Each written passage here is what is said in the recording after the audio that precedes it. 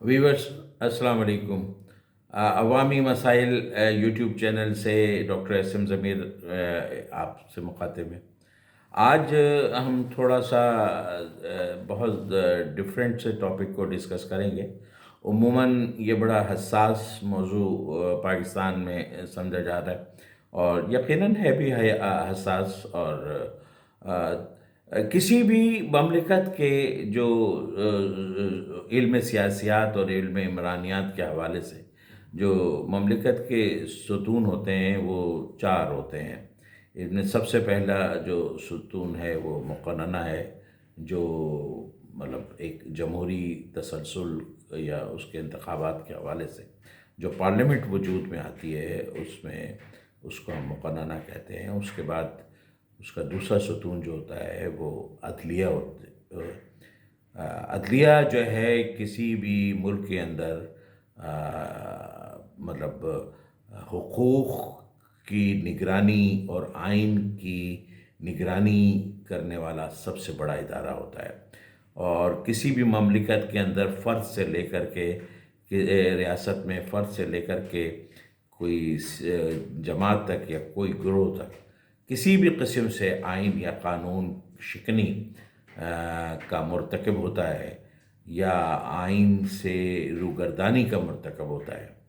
تو عدلیہ فوراً اپنا رول ادا کرتی ہے، اور اس کے بعد وہ جو ہے وہ انصاف کی فراہمی تک ریاست کو رہنمائی کرتی ہے، جو کہ بہرحال ایک بہت بڑا اور اہم کام ہے۔ انصاف کی فراہمی بہرحال عدلیہ کا ایک بنیادی روح ہے، اور کوئی بھی معاشرہ بغیر میزان کے، بغیر انصاف کے قائم نہیں رہ سکتا۔ دنیا میں جتنے بھی ترقی یافتہ معاشرے ہیں وہ تمام معاشرے جو ہیں وہ مطلب عدل و انصاف پہ مبنی نظام پر ہی قائم ہوتے ہیں، اور عدل و انصاف کی فراہمی جو ہوتی ہے اور وہ جو مطلب اس پر پابندی پر عمل درآمد کا جو اختیار ہوتا ہے وہ سپریم اختیار بہرحال جو ہے وہ عدلیہ کے پاس ہوتا ہے۔ تیسرا ستون انتظامیہ کو گردانا جاتا ہے، جو انتظامیہ بہرحال کسی بھی ملک کی ایک ایسی مشنری ہوتی ہے جس میں مطلب بیوروکریسی بھی آپ اسے کہتے ہیں، تو اس کو جو ہے وہ تمام تر مشنری کے جو روزمرہ کے اور تمام تر جو معاملات ہیں اس کو سر انجام دینے کے لیے جو آرگن آپریٹ کرتا ہے فرام اسٹریٹ ٹو مطلب اپر ہاؤسز تک، تو وہ جو ہے وہ انتظامیہ ہوتی ہے۔ اس کے بعد صحافت میری نظر میں ایک بہت بڑا ستون ہے۔ کسی بھی ملک میں اظہار رائے کی آزادی کے بغیر اور غیر جانبدارانہ صحافت کے بغیر ملک کو اور معاشرے کو صحیح سمت میں لے جانا جو ہے وہ ممکن نہیں ہے۔ جو صحافت ہوتی ہے وہ معاشرے کو اور سیاسی جماعتوں کو اور دیگر لوگوں کو ایک راستہ فراہم کرتی ہے، ایک سچ اور جھوٹ کے اندر فرق کو واضح کرتی ہے، اور حقائق اور انفارمیشن جو ایک ہر انسان کا بنیادی حق ہے آئینی طور پہ بھی، وہ ایک عام شہری تک، ایک عام باشندے تک پہنچانے کی پابند ہے، اور اپنے بے لاگ تجزیے جس میں تنقید بھی شامل ہوتی ہے، اور تعمیری تنقید اور تعمیری جو ہے وہ تعریف دونوں اس میں شامل ہیں، تو وہ اس کے حوالے سے اپنا رول ادا کرتی ہے۔ تو یہ چار ستون جس معاشرے کے اندر ہوتے ہیں وہ بہرحال ایک ترقی یافتہ ایک مضبوط معاشرہ ہوتا ہے۔ ہم نے دیکھا کہ پاکستان کے اندر تقریباً اس وقت لاکھوں مقدمات جو ہیں لوور کورٹس یعنی سیشن کورٹس جسے ہم کہتے ہیں، ان کی عدالتوں سے لے کر کے اپیکس یعنی سپریم کورٹ اعلیٰ عدلیہ تک لاکھوں جو ہے جو کیسز جو ہیں وہ عدالتوں کے اندر پڑے ہوئے ہیں، اور ان کے فیصلے ابھی تک نہیں ہو پائے ہیں۔ عام طور پہ ایک عام جملہ کہا جاتا ہے، اور بڑا بہرحال وہ ٹھیک جملہ ہے اور ٹھیک رائے ہے کہ لوگوں کی نسلیں گزر جاتی ہیں انصاف حاصل کرنے کے لیے. یعنی کہ اگر کسی کے پردادا نے کوئی مقدمہ کیا تھا تو شاید اس کے پڑپوتے کو تک کوئی شاید اس کو انصاف کی فراہمی ممکن ہو. پھر وہ انصاف کی فراہمی کے بارے میں بھی مختلف آراء ہوتی ہیں، لیکن بہرحال جب عدلیہ اپنا فیصلہ دے دیتی ہے تو بہرحال مہذب معاشرے اس کو تسلیم کرتے ہیں اور اس پر عمل درآمد ہوتا ہے. لیکن پاکستان ہر لحاظ سے ایک مطلب ایٹیپیکل کنٹری، یعنی کہ یہاں وہ کام ہوتے ہیں جو عام طور پہ ہم نے دنیا میں کبھی ہوتے ہوئے نہیں دیکھے. جس طریقے سے یہاں پر جمہوریت کا قتل عام کیا گیا، جمہوری اداروں کو پامال کیا گیا، سیاست کو پنپنے کی مواقع حاصل نہیں ہوئے، جس طریقے سے موروثی سیاست کو یہاں پر مطلب پنپنے کے لیے بے بہا مواقع فراہم کیے گئے، جس طریقے سے یہاں پر بار بار جمہوری عمل کو جو ہے وہ عسکری قوتوں کے حوالے سے یا ان کو دعوت دیے جانے کے حوالے سے جو ہے وہ بار بار اس کے اندر تعطل پیدا کیا گیا. تو اس میں یہاں پر ہر قسم کی، یعنی کہ یہاں اس ملک نے یہ بھی دیکھا ہے کہ ایک سیاسی جماعت کے قائد جو ہے وہ سول مارشل لا ایڈمنسٹریٹر کے طور پہ بھی انہوں نے حلف لیا تھا. تو یہ جو چیزیں جو عام طور پہ نہیں پائی جاتی یہاں ضرور پائی جاتی ہیں. ایک چیز آج کل زیر بحث ہے کہ مطلب عسکری ادارے جو ہے کس حد تک ریاستی امور میں مداخلت کرتے ہیں اور ان کا سیاسی جماعتوں کے اوپر کیا اثر ہوتا ہے، اور سیاسی جماعتیں کس حد تک ان سے معاملات کو وہ کرتی ہیں اقتدار میں آنے کے لیے. تو یہ بہرحال ایک الگ موضوع ہے، اس کو ہم اپنی اگلی نشست میں مطلب ایڈریس کریں گے. یہاں پر یہ بھی دیکھا گیا ہے کہ مولوی تمیز الدین کے کیس میں، یعنی کہ جس وقت اسمبلی کو ڈیزالو کیا گیا تھا 1953 میں، اس میں پھر جب عدلیہ میں اس کو چیلنج کیا گیا اور سندھ کورٹ جو اس وقت سندھ ہائی کورٹ ہوتی تھی، یا وہ مطلب اس نے اس کو دوبارہ اسمبلی کو بحال کر دیا، لیکن چیف کورٹ نے جو ہے جس میں مولوی تمیز الدین اس چیف جسٹس تھے، نظریہ ضرورت کے تحت جو ہے وہ مطلب یہ کہ اس اسمبلی کو دوبارہ مطلب ڈیزالو کر دیا. یعنی نظریہ ضرورت کی جو ڈاکٹرائن ایک ہے وہ بہرحال ایک قانونی کتابوں میں بہرحال موجود ہے، لیکن ان کا استعمال جس طریقے سے کیا گیا، اور اس کے بعد پھر ہم نے ڈوسو کیس میں، پھر نصرت بھٹو کیس کے اندر اور دیگر جگہوں پر جو ہے وہ مطلب اور ماشاء اللہ اقدامات کو لیجیٹمائز کرنے کے لیے، پی سی اوز اور آر سی اوز کو لیجیٹمائز کرنے کے لیے جس طریقے سے مطلب بہرحال اعلیٰ عدلیہ نے اپنا رول ادا کیا، وہ ایک تاریخ میں اپنا حصہ رکھتے ہیں. یعنی کہ یہ تک ہوا ہے کہ ایک فوجی مارشل ایڈمنسٹریٹر نے عدالت سے کچھ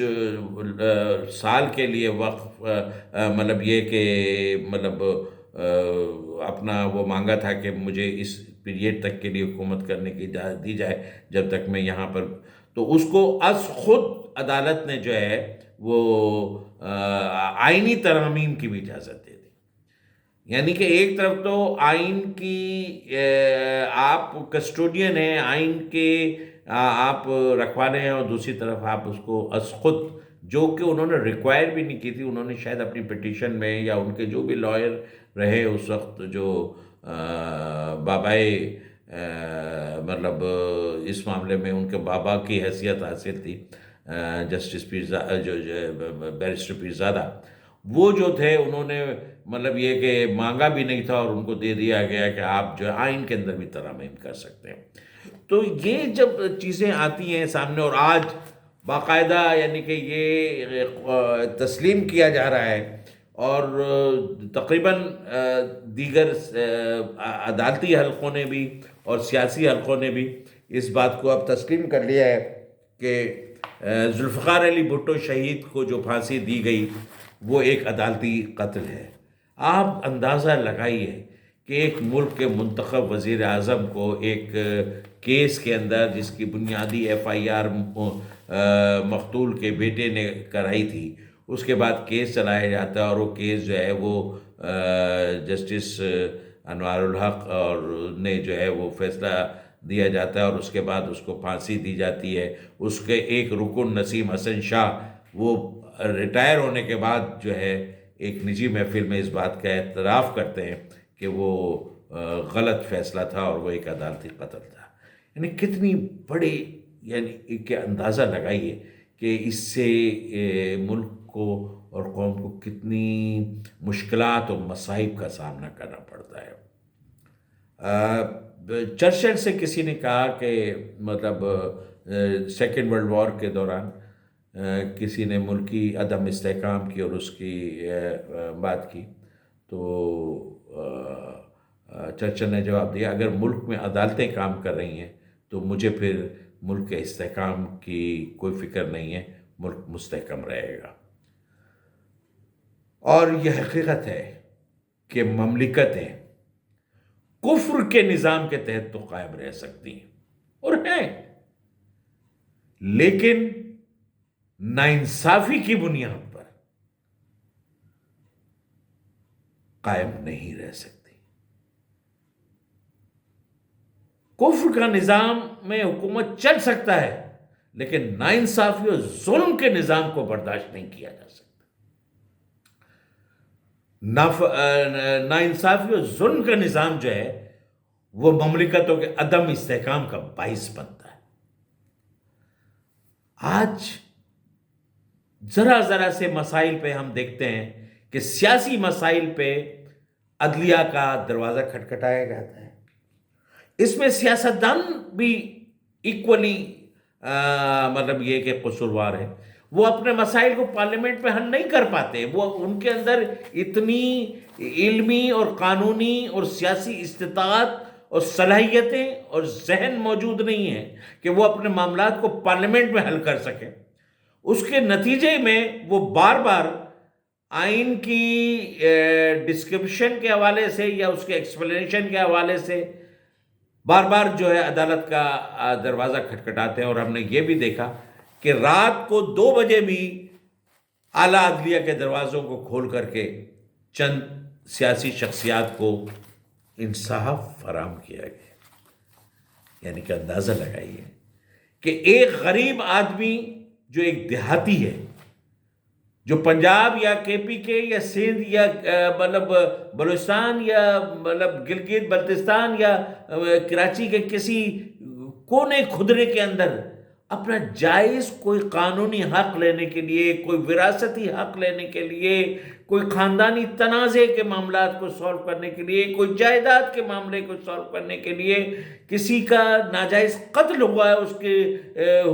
مطلب انصاف کے حصول کے لیے دروازہ کھٹکھٹا رہا ہے۔ وہ برسہ برس گزر گئے، وقت پہ وقت گزرتا چلا جاتا ہے، ضمانت پہ ضمانت ہوتی چلی جاتی ہے، اس کو تاریخ میں تاریخیں ملتی چلی جاتی ہیں، لیکن وہ انصاف کا متلاشی جو ہے وہ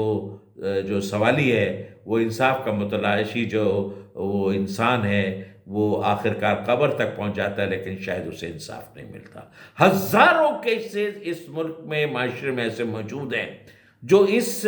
بات کی تمنا لے کر کے اور آرزو لے کر کے قبر میں چلے گئے کہ جس سے جو ہے وہ مطلب یہ کہ اسے انصاف ملے۔ آج ہم چند معاملات، یعنی کہ آپ ایک طرف دیکھ رہے ہیں کہ عدلیہ میں ذرا ذرا سی عدالتی معاملات کے لیے اسمبلی ٹوٹ گئی،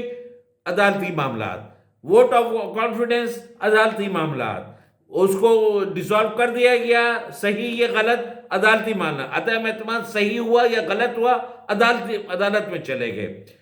تو کبھی جو ہے وہ کسی سیاسی شخصیت کو نااہل کرنے کے لیے بہت چھوٹے سے مقدمے میں اس کو نااہل کر دیا گیا۔ بعض بار نااہلی نہ ہونے کے بہت سارے وجوہات ہیں، لیکن وہ خیر بہرحال یہ عدالت کا اپنا وہ ہے۔ میں اگر مطلب کنٹیم آف کورٹ نہیں کر رہا ہوں بڑی معذرت کے ساتھ، لیکن میں حق کی آواز ضرور بلند کر رہا ہوں۔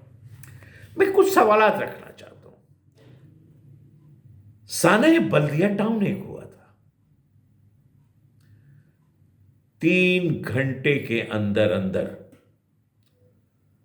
ایک گارمنٹس فیکٹری کے اندر 300 سے زائد زندہ انسانوں کو جلا دیا گیا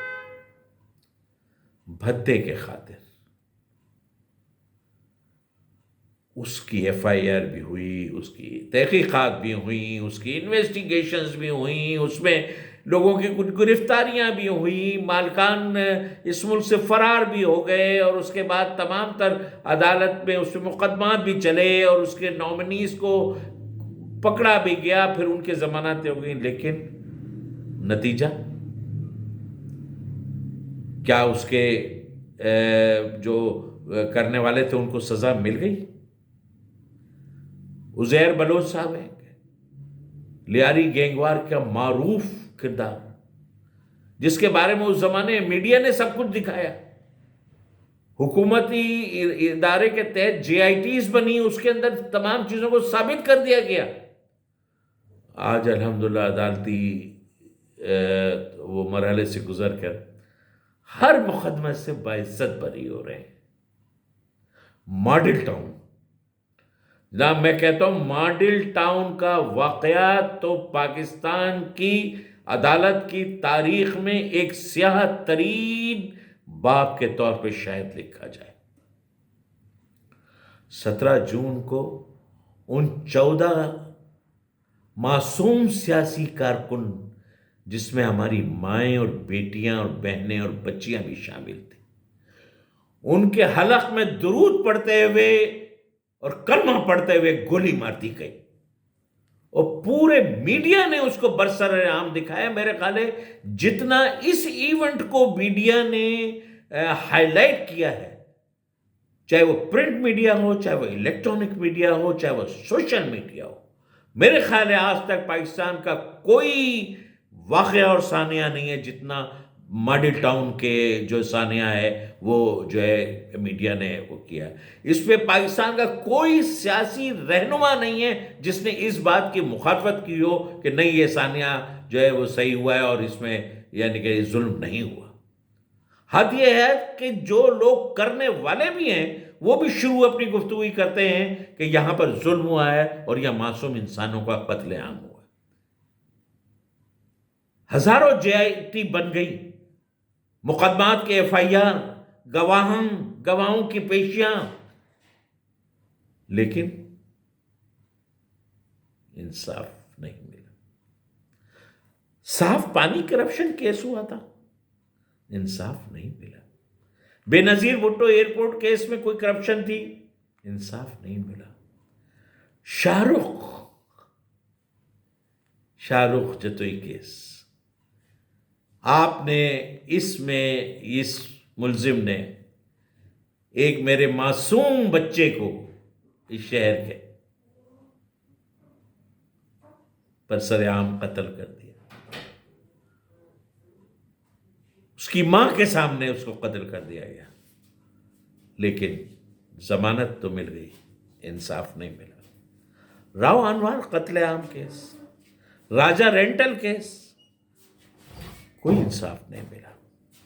اصغر خان کیس کے اندر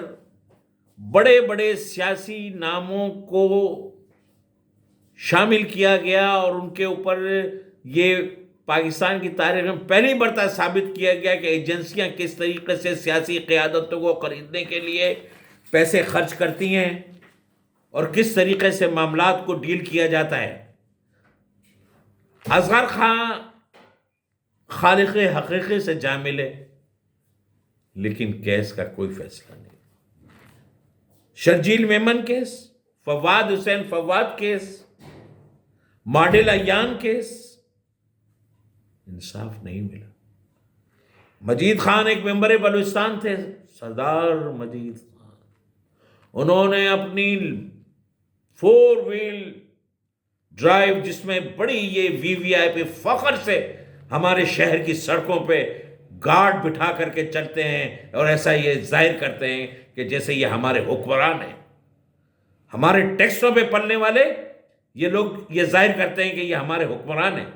اس نے ایک معصوم شہری کو اپنی گاڑی کے تلے رون دیا، لیکن انصاف نہیں ملا،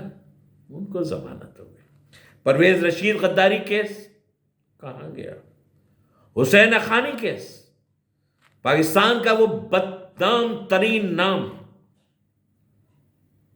جس نے تمام سیاسی مفادات حاصل کیے اور اس کے بعد وزارت، سفارت، ہر چیز حاصل کی، اس ملک کی مٹی میں پیدا ہوا، لیکن شاید وہ مٹی ہی گندی تھی جہاں سے وہ پیدا ہوا، اور آج اس ملک میں سب سے بڑا جو ہے وہ بیرون ملک بیٹھا ہوا، اس ملک کے خلاف اور اس ملک کی سالمیت کے خلاف جو ہے وہ بکواس کرنے والا نام جو ہے وہ حسین حقانی کا ہے۔ اور مجھے افسوس ہوتا ہے کہ اس کے بارے میں جو کیس ہوا تھا آج تک اس کا کوئی فیصلہ نہیں ہوا کہ اس میں کیا ہوا تھا، کس طریقے سے جو ہے وہ تمام تر معاملات اس نے۔ آج بھی یہ کہا جا رہا ہے کہ وہ دوبارہ کسی سازش کے اندر انوالو تھا اور اس کو وہ مطلب سستی روٹی کیس، ڈاکٹر عاصم کیس، عابد باکسر کیس، 12 مئی کا قتل عام، 12 مئی کو